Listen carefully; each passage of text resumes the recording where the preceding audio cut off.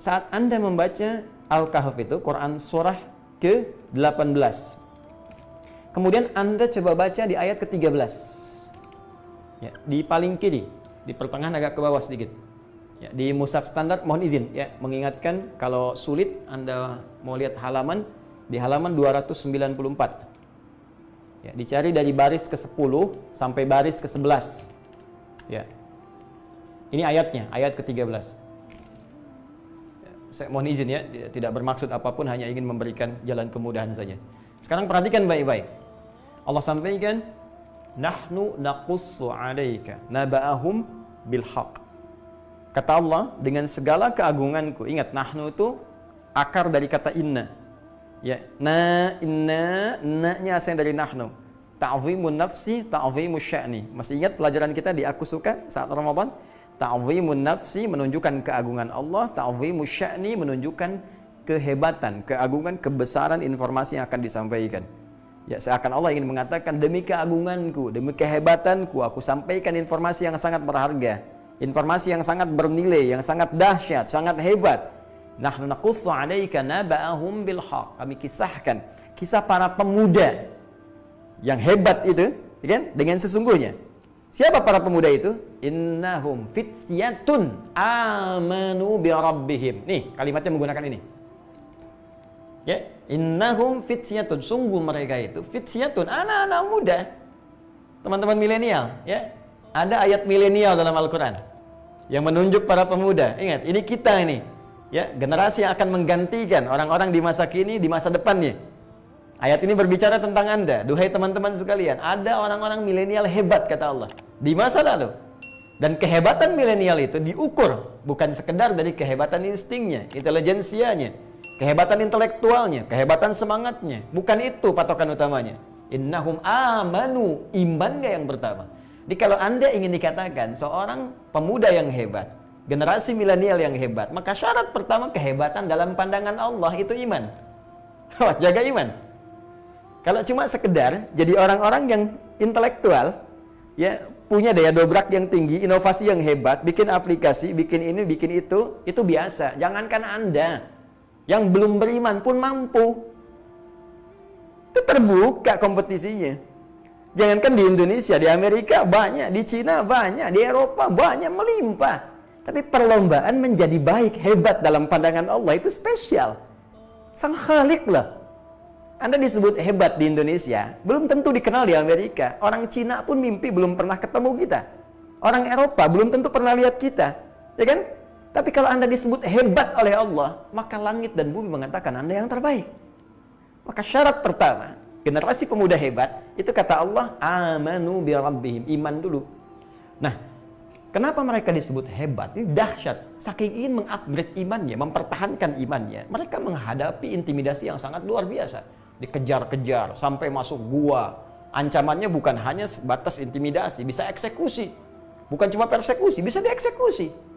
Ya, mereka untuk mempertahankan iman, supaya di-upgrade imannya, itu sampai masuk ke gua. Saking inginnya dekat dengan Allah Subhanahu wa ta'ala, saking ingin mempertahankan visi kehidupannya.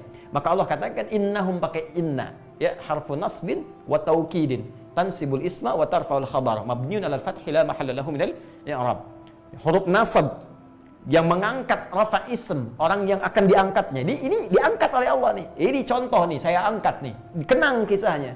Sampai kini masih diingat kisahnya. Ya. Wa taukidin, Allah kuatkan. Saya tegaskan, ini orang-orang hebat, contoh mereka. Ya, tansibul isma wa tarfa'ul khabar, dinasabkan. Nasabkan isimnya, jadi dibuka. Ya, saya kembalikan tadi, perhatikan baik-baik. Tansibul isma, dinasabkan isimnya, dibuka, tancapkan dengan kuat. Seakan-akan ingin mengatakan, ini orang-orang bisa menancapkan dirinya, keimanannya pada dirinya dengan kuat. Ya, wa tarfa'ul khabar, diangkat beritanya, sampai sekarang, ya, terekam. Sampai sekarang, dikenang. Ya, mabniun 'alal fathi, mabni, ditetapkan, fathah, dibuka untuk kita. Ini kalau ngaji bahasa dengan dalam, ya. Kalau ngaji cuma standar di nahwu, sharaf mungkin nggak sampai ke situ. Tapi kalau kita bawa ke ilmu bahasa, itu kita dapatkan, itu banyak makna. Banyak makna, harakat itu ada maknanya. Mabniun 'alal fathi, dibuka. Jadi contoh buat kita, la mahalla lahu minal i'rab. Tidak ada tempat untuk mengalami perubahan, nggak goyah dia.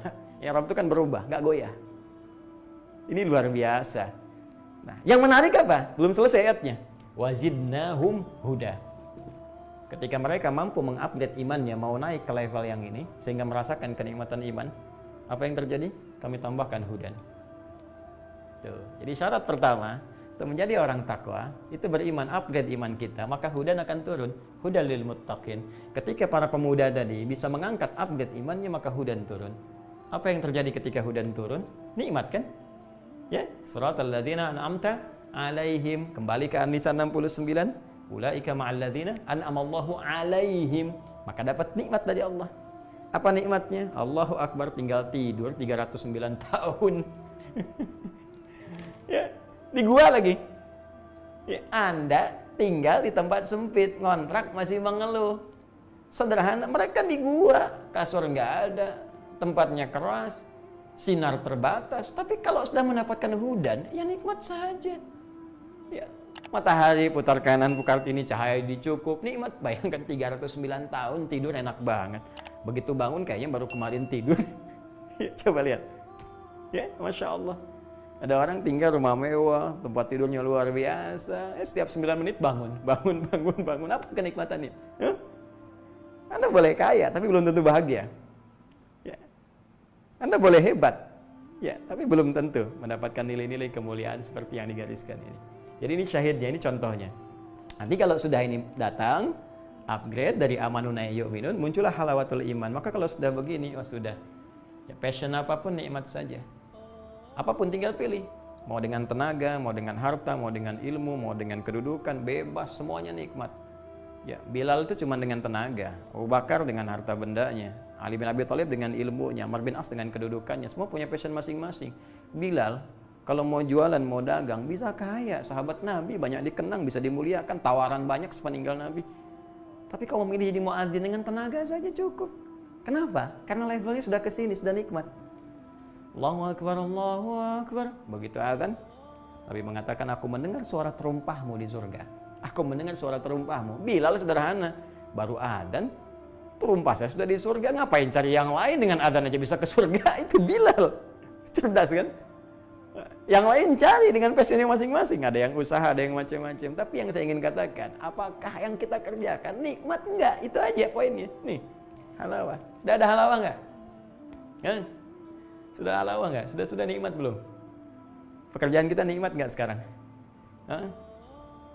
Kalau lebih dahsyat lagi, nggak ada beda. Saat sehat nikmat, diuji sakit nikmat, saat ada harta nikmat, kayaknya cukup nikmat gitu. Jadi semua tuh kayaknya terlihat anugerah Allah saja. Kalau sampai situ, wah udah luar biasa. Nah, ini biasanya saking nikmatnya nanti hudan ini, kalau sudah masuk kepada jiwa orang beriman, naik tingkat ke sini, maka Allah akan rekatkan di hatinya. Rekat. Jadi hudan itu rekat di hati. Kan iman itu saya pernah sampaikan amalan hati kan? Ada rekat. Rekat itu diikat, robato namanya. Robato yarbatu. Robit itu ikatan. Ya. Diikat begini. Di jiwanya. Kalau sudah ikat kan nggak lepas. Yang celaka kan yang belum diikat kan? Ya kan? Yang belum diikat nih. Tadi itu kadang naik turun, kadang ragu, ya, kadang sholat fardu, kadang terlambat, kadang ada yang tinggalkan. Itu masih naik turun. Iman naik, kadang turun, kadang lepas, kadang datang. Tapi kalau diikat, kemana aja ikut. Kalau sudah ikut, jadi pedoman dalam kehidupan. Ini yang hebat. Makanya di ayat selanjutnya, ayat ke-14-nya, warabatna ala qulubihim. Dan kami ikatkan itu dalam jiwa-jiwa mereka. Ini bukti bahwa iman itu amalan hati. Kalau sudah benar imannya di hatinya, maka Allah berikan cahaya pada jiwanya. Dan diikat cahaya ini dalam jiwanya. Sehingga kalau sudah diikat, hudan, petunjuk ini menjadi sinar kepada seluruh tubuhnya. Karena itulah ketika dia menjadi sinar, maka semua aktivitasnya dibimbing oleh iman tadi yang sudah dapat cahaya, sudah dapat hudan ini. Maka itu sering kita dapati dalam Al-Quran, aktivitas kehidupan, perilaku kita orang beriman sering dibuka dengan kalimat-kalimat iman. Gak percaya? Silakan. Lisan, Quran surah 49, ayat 11, ayat 12, ya ayyuhalladzina amanu, iman dulu, la yasraqu min qaum.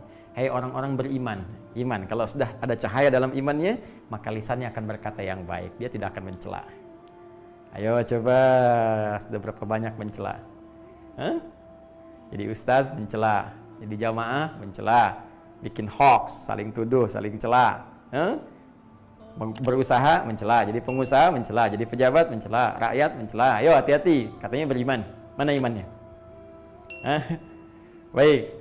Layak taba'lukum ba'lo, jangan gosip. Orang beriman nggak mungkin, cahaya membimbing dia, jangan membicarakan gosip, jangan buruk sangka pada orang, dan seterusnya. Nah, ini kalau bikin acara dan mengatakan saat yang bersamaan, beriman patut dipertanyakan, ada cahaya nggak di imannya?